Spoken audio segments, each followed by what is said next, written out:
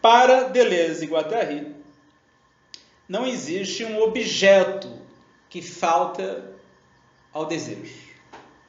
Não existe um objeto, não existe um prazer que faltaria ao desejo. Para eles, o inconsciente na gente deseja, mas não o objeto, não o prazer ou qualquer outra coisa.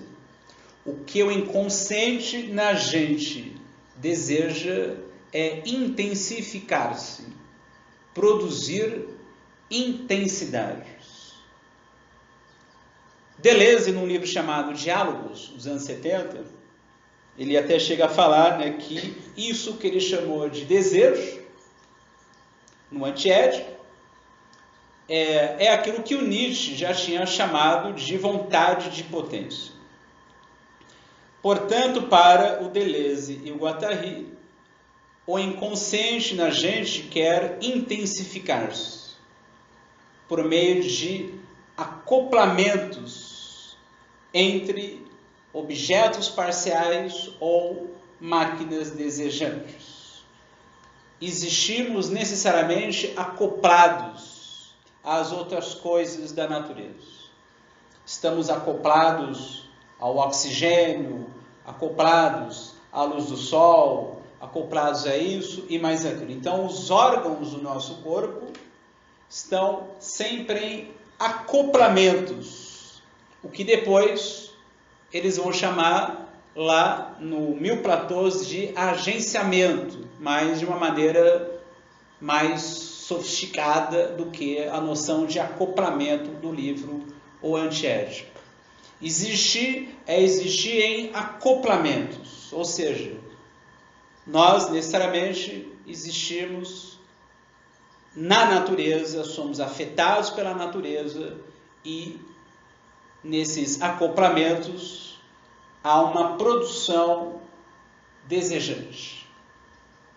Mas eles vão dizer o seguinte, especialmente então no capítulo 3 do livro Antiético, que é indissociável do processo do desejo, que é um processo então de acoplamentos que intensificam o desejo, é indissociável desse processo o seu recalcamento.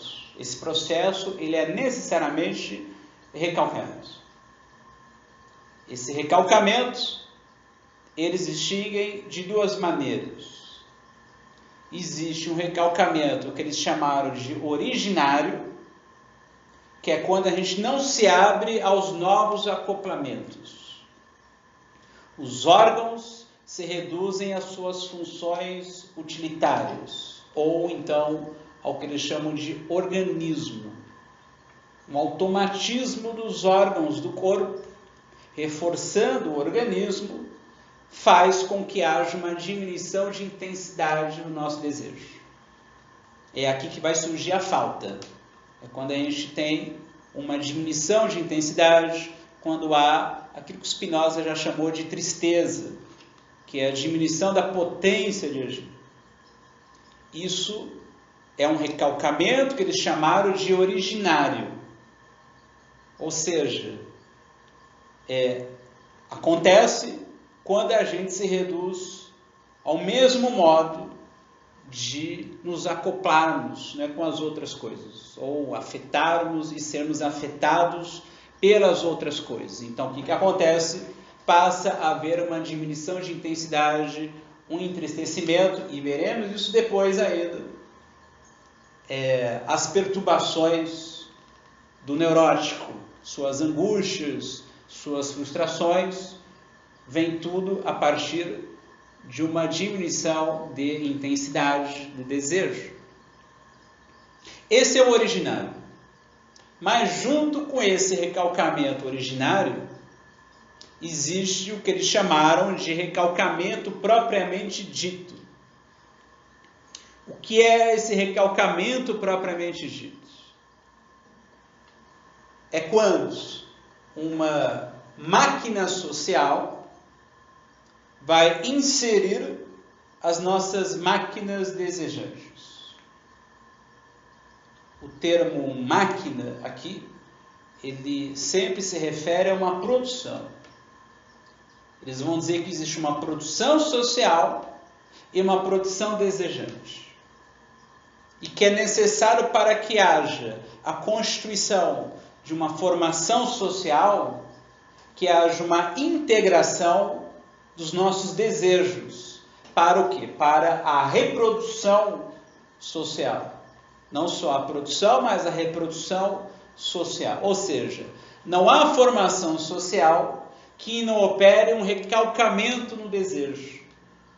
Para uma formação social ela ser constituída e ser reproduzida, é necessário que os nossos desejos, o que eles chamam de máquinas desejantes, a nossa produção desejante, seja inserida a uma determinada produção e reprodução social. E lá no capítulo 3, eles distinguem 3 grandes formações sociais que a gente encontra na história universal. Eles falam sobre a máquina social primitiva, que vai inserir as máquinas desejantes, que são os órgãos, a reprodução daquela sociedade, por meio daquilo que eles chamam de codificação do desejo. Então existe uma codificação do desejo que ocorre por meio dos rituais, que o Nietzsche chamou na genealogia da moral de rituais de crueldade. Os indivíduos são marcados nos seus corpos, produzindo neles uma memória. Então eles passam a ser inseridos àquela formação social. Os seus desejos serão recalcados do processo primeiro do inconsciente e passarão agora o quê? A ser inseridos àquela reprodução social. Então vai haver uma reprodução das relações de dívida e de crédito, porque nessa máquina social primitiva não existe a moeda.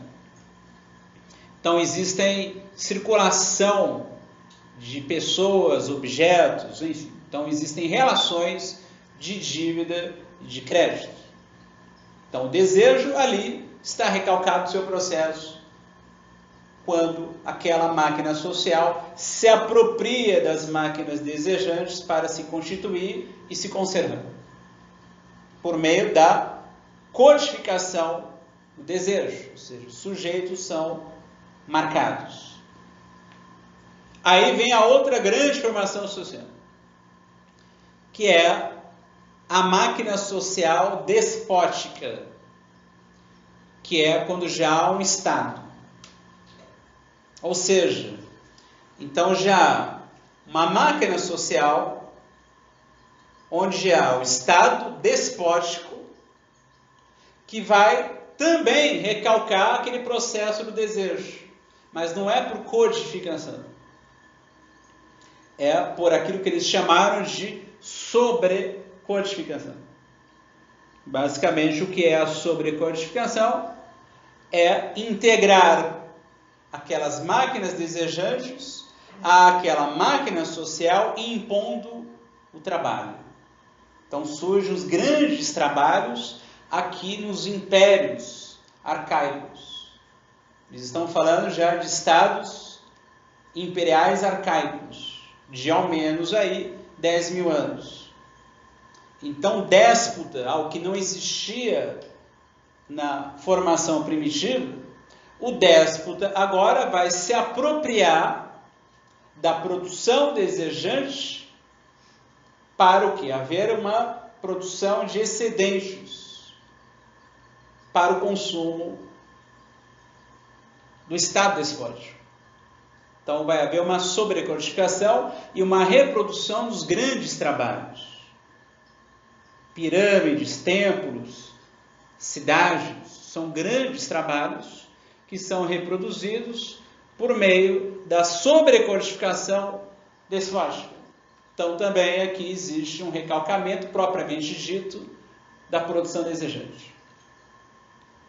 E por fim, a terceira grande formação social que eles destacaram, que é a máquina social capitalista, que também vai se apropriar da nossa produção desejante. Mas ela não vai se apropriar da nossa produção desejante pela codificação e pela sobrecodificação. Ela vai se apropriar por aquilo que eles chamaram de axiomatização. O que é basicamente a axiomatização que acontece nessa terceira grande formação social que é a nossa, que é a capitalista. A nossa produção desejante, ela é recalcada do processo que é primeiro, dos novos acoplamentos, de intensificação do desejo, de uma linha de fuga criadora. Isso é recalcado, esse é o recalcamento propriamente dito, porque o originário é quando os órgãos se reduzem ao organismo, ao hábito, mas vem esse também, que é o propriamente dito, operado por uma máquina social, no nosso caso aqui é a capitalista, se apropria da produção desejante e insere a nossa produção desejante a essa reprodução social, que é a reprodução do capital. Então, a axiomatização é tudo para o mercado. Ou seja, os nossos desejos devem ser integrados a essa máquina social capitalista para continuar havendo o que? A reprodução do capital. Se existe na máquina social primitiva a reprodução das relações de dívida e de crédito, se na máquina social despótica existe uma reprodução dos grandes trabalhos, onde já lá então já um Estado imperial despótico, na nossa formação social existe uma reprodução do capital. E vocês vão ver, na verdade, que não é só o operário que é integrado a essa reprodução do capital. O intelectual, o cientista, o próprio capitalista, todos eles são peças da reprodução do capital. Então é isso basicamente o que Deleuze e Guattari estão chamando de axiomatização. É integrar tudo para o único mercado que existe, que é o mercado capitalista. Então eles vão dizer o seguinte: não existe uma evolução linear da história. A gente não evoluiu da sociedade primitiva para a sociedade despótica e atingimos o cume da evolução na sociedade capitalista. Eles não estão fazendo esse tipo de abordagem de uma história linear. Na verdade, no caso especialmente do capitalismo, ele surgiu a partir de fluxos descodificados de desejo que surgiram na máquina social despótica. Fluxos de desejo que escaparam do poder despótico, que se encontraram e deram a morte àquele regime despótico e fizeram nascer a outra formação social, que é a capitalista. Isso não foi por um projeto. Isso aconteceu porque fluxos de desejo escaparam daquelas sobrecodificações despóticas e se conjugaram, se encontraram, fazendo morrer o Estado despótico e fazendo nascer a formação capitalista. O descodificado, para o Deleuze e Guattari, é um fluxo que é estranho. É um fluxo que escapa a qualquer tipo de código. É um fluxo descodificado e desterritorializado. Isso atravessa qualquer formação social. Não há sociedade que não seja atravessada por esses fluxos descodificados e desterritorializados de desejo que tendem à morte daquela formação social. Por isso que cada uma vai ter que integrar esses fluxos de desejo. Codificação, sobrecodificação e axiomatização. E aí eles vão dizer o seguinte: Seguindo aquilo que o Marx disse no Capital, eles vão dizer que dos fluxos descodificados e desterritorializados de desejo, o encontro de dois fluxos foi determinante para o surgimento da máquina social capitalista. De um lado, um fluxo de trabalhador desterritorializado, saindo do feudalismo, tendo para vender apenas a sua força de trabalho. De novo, isso não estava previsto. Um fluxo que escapou. Sujeitos saem do feudalismo, desterritorializados, o que ele tem para vender apenas é a sua força de trabalho. E aí, do outro lado, existe um fluxo de dinheiro descodificado, que se torna capital e que vai comprar a força de trabalho daqueles sujeitos. Então, existe o capitalista, que tem os meios de produção, tem a fábrica, os equipamentos, para, por exemplo, fabricar sapatos. Não é ele o que ele vai fazer. Ele vai comprar a força de trabalho daquele sujeito que está saindo do feudalismo. Esse foi o encontro determinante para a constituição da formação social capitalista. Como diz o Marx, nesse processo da compra da força de trabalho daqueles sujeitos, vai se extrair a mais-valia ou mais valor, que é o trabalho excedente que não é pago. Então, o que o Deleuze e o Guattari vão dizer, a partir do Marx, que agora vai ser necessário que a produção desejante seja continuamente integrada a essa reprodução social. No nosso caso aqui, é a reprodução do capital.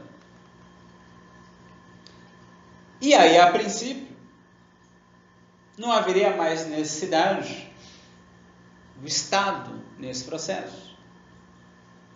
Porque agora se estabeleceu uma outra máquina social, uma outra produção social diferente da produção despótica, onde não havia o capitalismo. E também diferente daquela outra produção social que é a primitiva, que nem moeda existia, muito menos o Estado. Mas, na verdade, o Estado agora, no capitalismo, tem uma função muito importante. Porque nunca existiu o capitalismo liberal. Ou seja, uma autorregulação do mercado, sem nenhum tipo de intervenção do Estado. Isso nunca existiu. Portanto, o Estado agora, o Estado moderno, vai estar a serviço do mercado, independentemente da forma que ele tem. Isso eles até desenvolvem melhor lá no livro Mil Platôs. Eles falam sobre o Estado social-democracia, falam sobre o Estado totalitário, o Estado socialista. Todos os Estados estão subordinados ao único mercado que existe, que é o mercado capitalista. Não há Estado que não esteja subordinado à reprodução do capital, inclusive Estado socialista, porque é o único mercado que existe. O que vai acontecer, como eles dizem lá no Anti-Édipo? Como fluxos descodificados, estranhos, sempre escapam em qualquer formação social, qual é a função do Estado no capitalismo? De reterritorializar esses fluxos desterritorializados. De que modo? Adicionando axiomas. Eles dão alguns exemplos de axiomas que são adicionados pelo Estado. Trabalhadores em greve. No início do capitalismo, né? Aquelas jornadas de trabalho, né, exaustivas, enfim, mulheres, crianças trabalhando excessivamente, enfim. E aí, os trabalhadores eles cruzam os braços. Isso então é um fluxo descodificado que se desintegra daquela reprodução do capital. Então isso é um fluxo descodificado e desterritorializado que ameaça a reprodução social, que no caso aqui é a reprodução do capital. O que o Estado vai fazer? Ele vai adicionar um axioma, por exemplo, redução da jornada de trabalho. Novas greves. O que vem o Estado? O que vai fazer o Estado? Vai adicionar mais um axioma. Férias, 13º, sindicatos, etc. Ou então, jovens, mulheres, isso e mais aquilo. Então, o Estado, ele é um modelo de realização da axiomática no capitalismo. Ele vai reintegrar a produção desejante. Um fluxo descodificado e desterritorializado que ameaça a reprodução social, ele vai ser integrado por meio do axioma. Pronto. Então aí o capital ele continua existindo, afasta a sua própria morte, que o Marx já havia constatado, né, que é a baixa tendencial da taxa de lucro. Daí a necessidade no capitalismo de cada vez mais axiomatizar esses fluxos de desejo.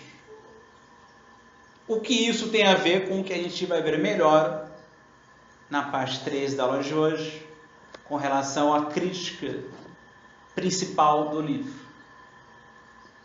É que, em razão da reprodução do capital na nossa formação social, em razão da necessidade de integrar os desejos a essa reprodução social, ou seja, integrar as máquinas desejantes a essa máquina social, produção desejante, produção social, ou seja, manter o desejo recalcado no seu processo, que é um processo primeiro de produção de intensidades, onde não há falta nenhuma, é necessário que haja um primeiro agente social que vai operar o recalcamento do desejo. Esse primeiro agente social é a família no capitalismo. A família no capitalismo, ela tem uma função indispensável, porque ela já vai recalcar a produção desejante da criança nos seus primeiros anos de vida, neurotizando a criança, fazendo com que haja a falta no desejo, desintensificando o desejo da criança, entristecendo a criança, edipianizando-a, que é quando ela reduz todas as imagens do campo social ao triângulo familiar, papai, mamãe e o eu narcísico castrado. Isso eu vou explicar mais adiante. Essa operação do Édipo no capitalismo é indispensável para a produção de sujeitos dóceis que vão se sacrificar para a reprodução do capital. E é o que eu vou explicar mais adiante. Isso não cola em todo mundo. E isso vai, por efeitos, produzir perversos e também psicóticos. Aqueles que não são edipianizados, não são neurotizados, mas que ainda na perversão e na psicose não criaram uma nova maneira de existir, uma nova territorialidade. E é isso que eu vou explicar um pouco melhor mais adiante. E aí é onde vai entrar a psicanálise, que eu só vou sinalizar no final da aula de hoje, que não vai operar uma ruptura nesse processo. Ao neurotizar os indivíduos, edipenizando os indivíduos, a psicanálise, ao menos a psicanálise que eles estão atacando, que é a psicanálise clássica, freudiana, e também na época lacaniana, um deles, como falei aqui, era lacaniano, de carteirinha, que era o Guattari, e ao encontrar o Deleuze, rompeu, né, com o Lacan. E que Lacan, na época do livro, fez um retorno a Freud, e não rompeu com Édipo, ao menos na época da publicação do livro, que é de 1972. Deleuze e Guattari estão expondo uma nova teoria do desejo do inconsciente, onde não tem Édipo, não tem castração. Mas isso vocês vão entender melhor a partir da próxima aula, que é a teoria deles. Primeiro eu vou entrar na crítica, para depois a gente entrar melhor na teoria deles, certo? Eles dizem o seguinte, então, só para reforçar então aquilo que é dito. Então eles dizem o seguinte: sempre houve desejos descodificados, desejos de descodificação. A história está cheia deles. Então, desejos estranhos que escapam aos códigos. Quem são esses caras aí? Se vestem de um modo diferente, trabalham de um modo diferente, isso ainda não está codificado. Ou, para ser mais preciso, né? Que é o que acontece na nossa formação social. Isso ainda não está axiomatizado. É necessário que isso que é estranho seja axiomatizado, seja integrado ao mercado. Certo? Então, desejos descodificados sempre existiram. Eles dizem: eis porque o capitalismo e seu corte, né, o corte, né, que deu início, né, à máquina social capitalista, não se definem simplesmente por fluxos descodificados, mas pela descodificação generalizada dos fluxos, pela nova desterritorialização maciça e pela conjunção de fluxos desterritorializados. O que eles querem dizer com isso? Que quando existiam fluxos descodificados no estado despótico, eram fluxos localizados, topológicos. Então eles eram integrados àquela máquina social ou eram exterminados. Um sujeito que ameaçava o poder do rei, né? Suplício em praça pública, por exemplo, certo? É um fluxo descodificado que ameaça a ordem. O que eles estão dizendo é o seguinte: quando surgiram fluxos descodificados de toda a ordem, ou seja, uma descodificação generalizada dos fluxos, o estado despótico não tinha mais o que fazer. Aí eles se encontraram e deram início ao capitalismo. Então, por isso que eles estão dizendo aqui: eis porque o capitalismo e seu corte não se definem simplesmente por fluxos descodificados, mas pela descodificação generalizada dos fluxos. Todos os fluxos escapando. Pela nova desterritorialização maciça e pela conjunção, ou seja, o encontro de fluxos desterritorializados. No coração do Capital, né, a obra-prima do Marx, Marx mostra o encontro de dois elementos, entre aspas, principais. De um lado, o trabalhador desterritorializado, devindo, ou se tornando, né, trabalhador livre e nu, tendo para vender a sua força de trabalho. Do outro, o dinheiro descodificado, devindo capital e capaz de comprá-la. Né? Então, de todos os fluxos que escaparam, se encontraram, dois foram principais. De um lado, o trabalhador saindo do feudalismo, desterritorializado, tendo para vender apenas sua força de trabalho. Do outro lado, o dinheiro descodificado se tornou capital, que vai comprar aquela força de trabalho. Então vai pagar um salário para o sujeito vai produzir sapatos, esses sapatos não pertencem a ele, serão vendidos, vão retornar como lucro, só que esse lucro não vai integralmente para o bolso do capitalista. Ele vai ter que investir novamente na reprodução do capital. Por isso que ele é o primeiro servo da máquina capitalista. Eles dizem: o primeiro servo da máquina é o próprio capitalista. Porque, ao menos no caso do déspota, ele gozava, né, daquilo que os escravos produziam para ele. Aqueles luxos todos, palácios, aquelas coisas todas que a gente vê em filmes. Né? No caso do capitalismo, o capitalista é o primeiro servo dessa máquina. Porque o lucro vai ser investido novamente na reprodução do capital. novos equipamentos, vai comprar mais força de trabalho, enfim. Aí entra isso que o Marx diz também, né? Sobre a mais-valia relativa, a mais-valia absoluta, a adoção, né, de máquinas técnicas para haver uma diminuição dos custos de produção, etc. Enfim.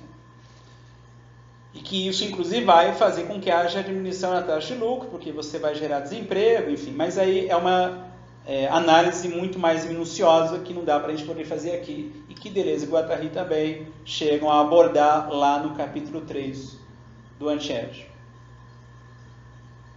Aí eles dizem, no outro trecho, como mostrou Samir Amin, um pensador marxista, o processo de desterritorialização vai aqui do centro à periferia, isto é, dos países desenvolvidos aos países subdesenvolvidos, que não constituem um mundo à parte, mas uma peça essencial da máquina capitalista mundial. O que acontece? Existe uma tendência nos países desenvolvidos a uma diminuição da taxa de lucro. O que o capitalismo precisa fazer? Ele precisa se desterritorializar para os países periféricos. América Latina, África e outros países ou regiões, né, onde nessas regiões vai haver uma extração maior da taxa de mais-valia. Ou seja, um trabalhador na América Latina ou então na África, ele vai trabalhar muito mais e vai receber um salário muito menor comparado a um trabalhador das regiões mais desenvolvidas do capitalismo. Então, vai se extrair um excedente de trabalho que não é pago a ele, muito maior do que nas regiões desenvolvidas do capitalismo. Então, é isso que eles estão dizendo aqui. O capitalismo ele vai se desterritorializar para os países subdesenvolvidos, como eles falaram aqui, né? Que não constituem um mundo à parte, mas uma peça essencial da máquina capitalista mundial.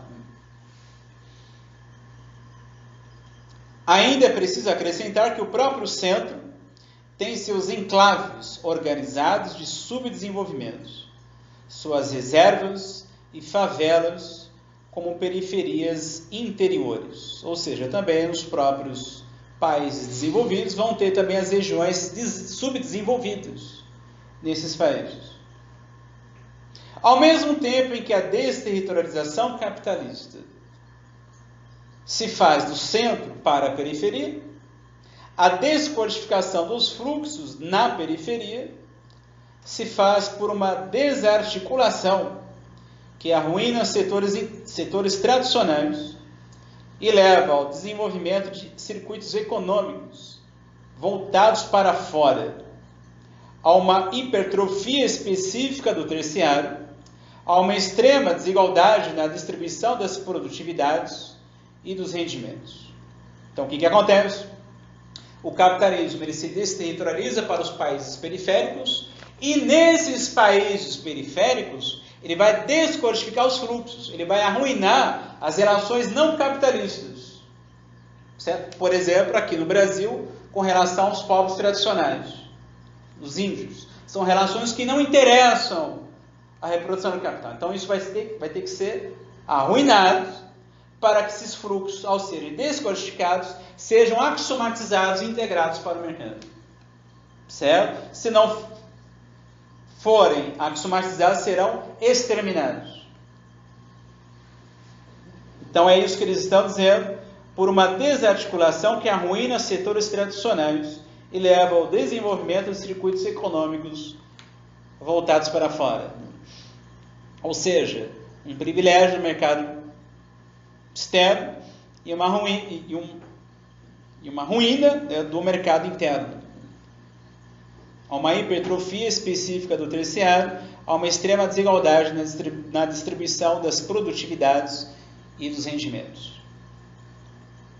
Porque é o grande capital, né, que vai para esses países subdesenvolvidos, extrair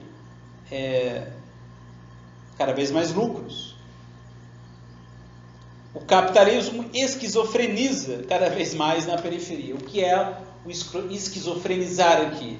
É no movimento do capitalismo de desterritorializar-se do centro para as periferias e descodificar esses fluxos. É isso que é esquizofrenizar, certo? Descodificar e axiomatizar. Aí vem esses estados dos países subdesenvolvidos e vai integrando por meio de axiomas esses fluxos de desejo, certo? Então é isso que eles estão dizendo. Lá no 1014 vai ter uma diferença entre, que é o que eles não trabalham aqui no anti-ético, mas só para vocês saberem que lá no 1014, que é de 80, né, 1980, eles já vão fazer a diferença entre o Estado democrático e o Estado totalitário. O Estado democrático ele tem uma tendência maior a adicionar esses axiomas para os pobres, para os negros, para os trabalhadores, mulheres, etc. Enfim. E o Estado totalitário tem a tendência a retirar os axiomas.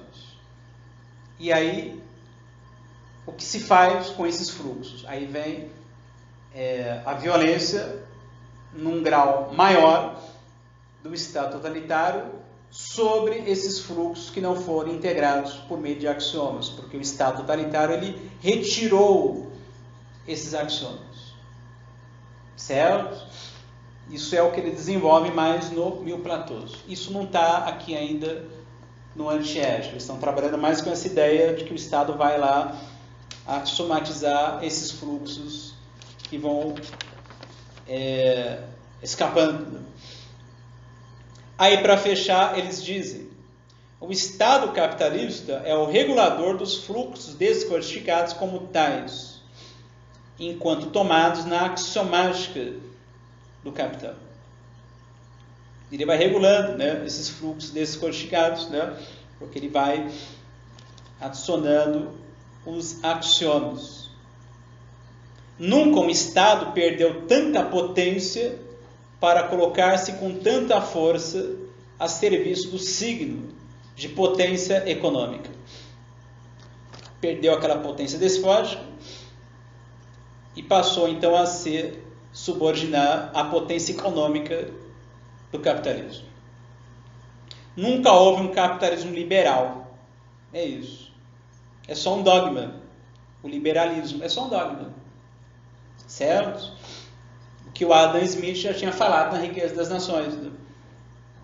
A mão invisível que regula o mercado. Nunca existiu isso. O Estado está aí para poder salvar o sistema. Certo? O capitalismo só conseguiu digerir a Revolução Russa de 1917, acrescentando sem parar novos axiomas aos antigos. Axioma para a classe operária, para os sindicatos, etc.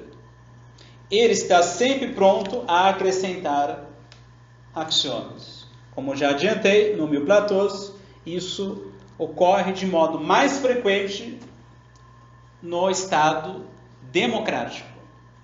Certo? O cinismo começa no capitalismo. A era do cinismo, eles dizem, começa no capitalismo, porque, ao menos no Estado despótico, o sujeito sabia, né, que aquilo que ele estava produzindo era lá para aquele Estado despótico. Ou então lá no feudalismo, né, que era produzido lá, uma parte era lá para o senhor feudal, né, isso estava bem claro. Agora, como assinalar a mais-valia? Onde está lá o trabalho excedente que não é pago? Certo? Então, o que eu apenas quero destacar, só para poder fechar aqui, para focar na questão do problema principal do livro, é que vai ser necessário que haja diariamente, constantemente, um recalcamento do processo do desejo, ou seja, fazer com que o desejo se mantenha subordinado às exigências da reprodução do capital, seja no mais singelo trabalhador, seja no mais próspero capitalista. Todos peças indispensáveis dessa máquina social. E aí, só adiantando, eles vão pensar, portanto, numa prática clínica e política que não vai reforçar isso. Que eles deram o nome de esquizoanálise. E é claro que eu vou explicar isso para vocês. O que é isso, certo?